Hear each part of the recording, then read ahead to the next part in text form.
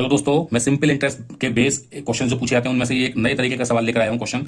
और इस तरह का सवाल भी क्वेश्चन एग्जाम में बहुत पूछा जाता है। ठीक है, ये क्वेश्चन में क्या होता है कि जैसे कोई एक सम ऑफ मनी होती है, कोई एक अमाउंट होता है, उसको वो कह देगा भाई कि इसको 2 हिस्सों में बांट दिया या 3 हिस्सों में बांट दिया, उधार दे दिया किसी को, और उनका सबका ब्याज जो रेट ऑफ इंटरेस्ट होता है वो अलग अलग होता है, और उनको कितने समय के लिए उधार दिया गया है वो भी अलग अलग होता है। तो ऐसी स्थिति में क्या करना होता है, इसको सवाल को कैसे करेंगे। जैसे इस सवाल में कहा है 13,000 को 3 भागों में बांटा है। पहले भाग को 5% की दर से 6 साल के लिए, दूसरे भाग को 4% की दर से 5 साल के लिए, तीसरे भाग को 10% की दर से 4 साल के लिए दिया गया है।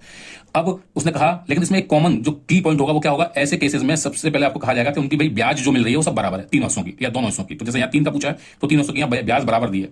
तो उसने पूछा है जो 3 हिस्सों में धन को बांटा है वो फर्स्ट पार्ट उसका कितना है। इस तरह के सवालों में कुछ नहीं करना है, देखने में थोड़ा लेंदी लग सकता है, बट ट्रिक बता रहा हूं मैं आपकी, कुछ सेकंडों में आप कर लेंगे। कैसे भाई, फर्स्ट पार्ट है, सेकंड पार्ट है, थर्ड पार्ट है। तो आपको कुछ नहीं करना, 1/, जो उसकी दर है उसको समय कितने समय के लिए दिया गया गुणा कर लीजिए। 5% की दर से 6 साल के लिए, दूसरे का भी ऐसे ही करिए, 4% की दर से 5 साल के लिए, तो 4 पंजे, ठीक है। और ऐसे ही तीसरे का कर लीजिए 10% की दर से 4 साल के लिए, 10 गुणा 4, ये कर लिया आपने। तो आप इसको जब सॉल्व करेंगे तो ये आएगा 30, इसको जब सॉल्व करेंगे तो ये आएगा 20, इसको जब आप सॉल्व करेंगे तो ये आएगा 40।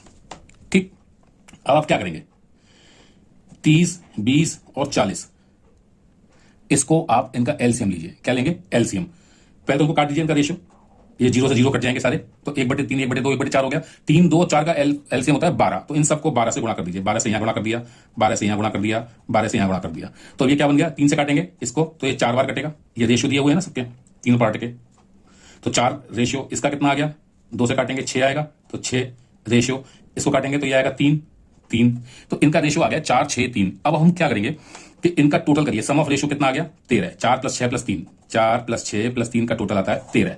इसका मतलब है कि ये जो 13 है ये 3 हिस्सों में डिवाइड है। फिर उसने पूछा है अमाउंट कितना है, 13,000। ये इन तीनों का टोटल बराबर किसके होना चाहिए, 13,000 के। तो इसका मतलब हुआ कि अगर 13 यूनिट जो आ रही हैं इनका टोटल 13,000 है, तो 1 का कितना होगा, 1 का होगा 1,000। हर एक यूनिट का मतलब 1,000। तो उसने पूछा है पहला पार्ट, फर्स्ट पार्ट कितना है, 4।